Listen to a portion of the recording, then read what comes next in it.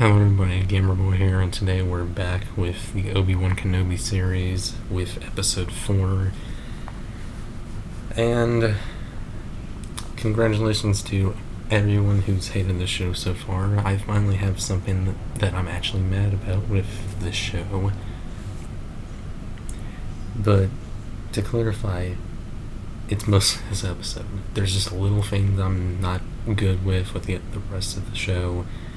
Because, again, I try to be positive, and I don't like that mob mentality where I hate the show just because one of the actors is, hiding under a, safety blanket and saying that fans are racist if they don't like her character, or at least that's mostly what Disney is saying, which is bullshit, of course, but I'm not as angry as everyone else because I feel like most YouTubers are more qualified to be angry, or at least just get way too angry at times. But this is the time. I really hope episodes 5 and 6 don't continue doing this, because the more I thought about this episode, the more angry I got. But before that, let's actually just talk about the story.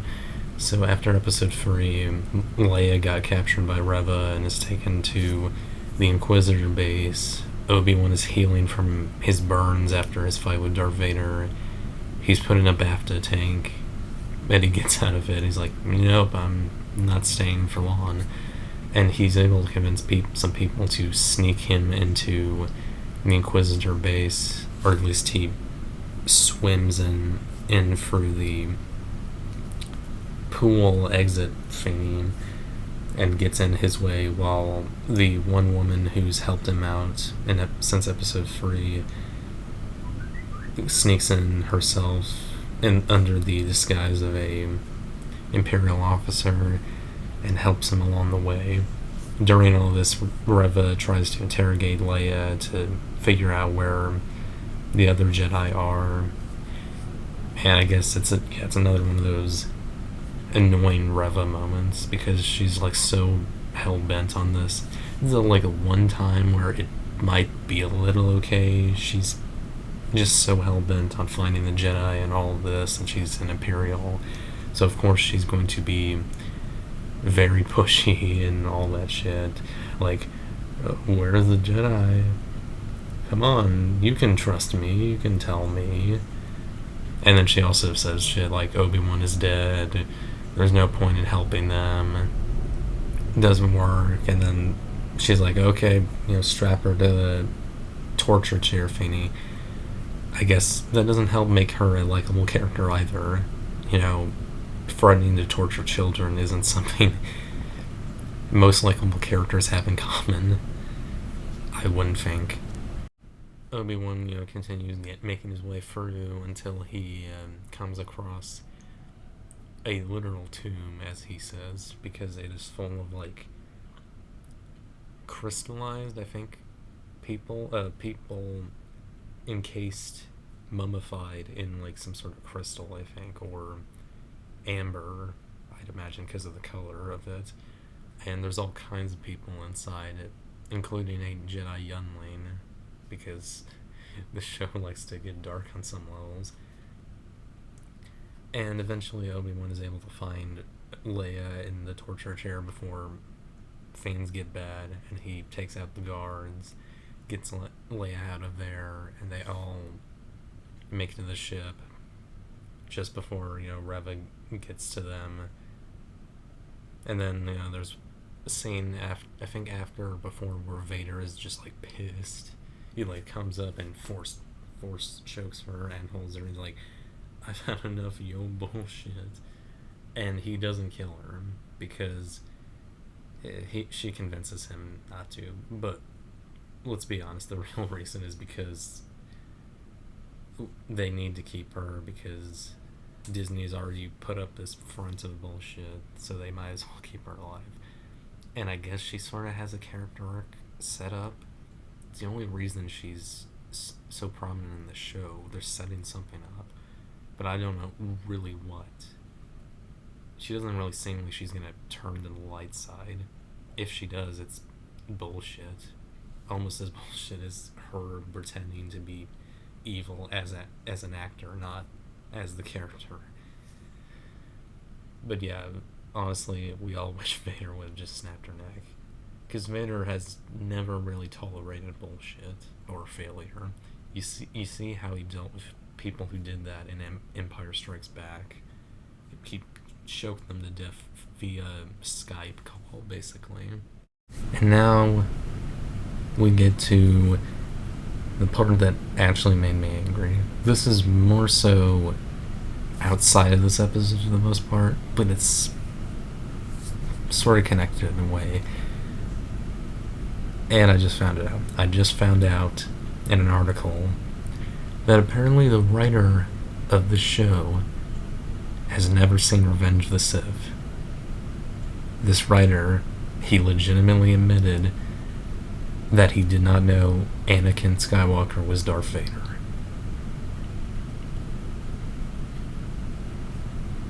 Reva somehow knows, but this fucking writer does not. And Disney hired him.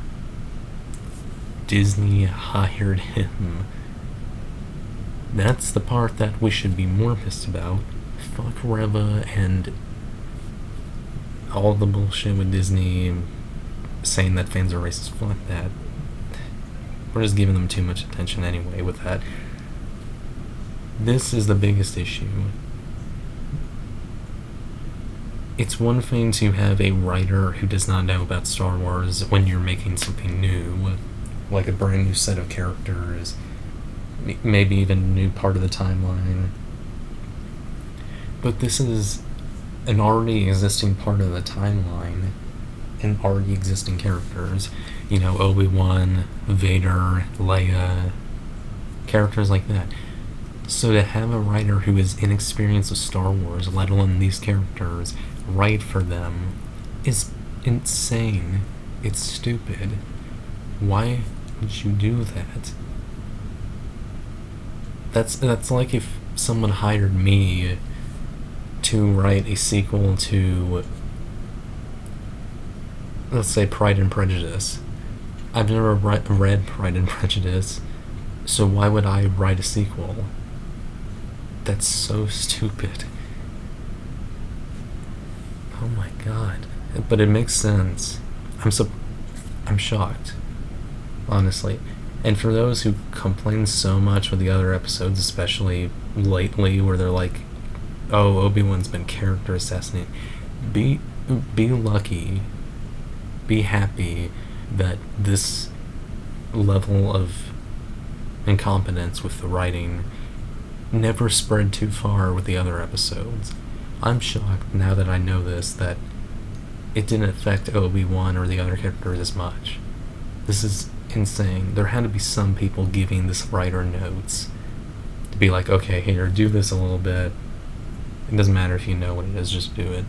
That's how I feel about this. This is just weird. It's incompetent as hell, and I hate it. I hate it so much. So are you guys happy? Are you guys happy? I'm finally mad about something about the show, for real. But it gets worse. There's something to be mad about that's connected to this episode, or technically what's not connected. If you've played Jedi Fallen Order, the video game, you'll know about the character Cal Kestis, played by actor Cameron Monaghan, I think. The thing I want to talk about is how in the final level of that game, you infiltrate an Inquisitor base. I'm pretty sure it looks the same as the one in the show, and it's also in a planet encased in water. I don't know if it's the same one, but it gives me the same vibes. This shows how a better writer, an experienced writer, a writer experienced with Star Wars, would make this a lot better. They could have set up a crossover with Fallen Order and Kenobi so easily. Because at the end of Fallen Order, you infiltrate the Inquisitor base, you defeat the second sister, I think, and Darth Vader shows up afterwards, and he chases you, and you can only run away from him. And eventually, by the end, he almost has you, and then with help, you are able to flood the tunnel. You're both in and stop Vader, and you escape. That would have been a missed opportunity, because at the end, near the end of the episode, Obi-Wan used the Force to flood a tunnel in the same base to take care of the people chasing him, and then Leia and the other chick escape. That is such a missed opportunity. Like, the flood could have been a Deus Ex Machina if this was all connected. The flood could have helped Obi-Wan out in the end, and it would turn out maybe an episode or two later that Cal Kestis was doing that, and he meets up with Obi-Wan, and that could set up an intermediate story in between Fallen Order and the upcoming sequel, Jedi Survivor. You could have done that, and they didn't, because the writer is unexperienced with Star Wars. That is so annoying. I can't believe it's all happening like that. You had a missed opportunity, and you blew it so hard. I mean, this show already has its problems with continuity and how Obi-Wan should just be sitting his ass on Tatooine for 20 years. But this is just even more of a missed opportunity. Hell, there could be some stuff that sets up Rebels. Hopefully they do, but I don't know if they're actually killing off the Grand Inquisitor like they supposedly did in Episode 2, or if he's coming back. There's 2 more episodes left, so I hope to God they do. I hope he gets one of those mechanical mechanical stomach replacements like in a Book of Boba Fett, and he murders Reva, and he's been dealing with all the main characters from Star Wars Rebels, setting that up, but it's still so fucked either way. It's annoying. I don't even know if we can come back from this. If it's gonna get any better. God.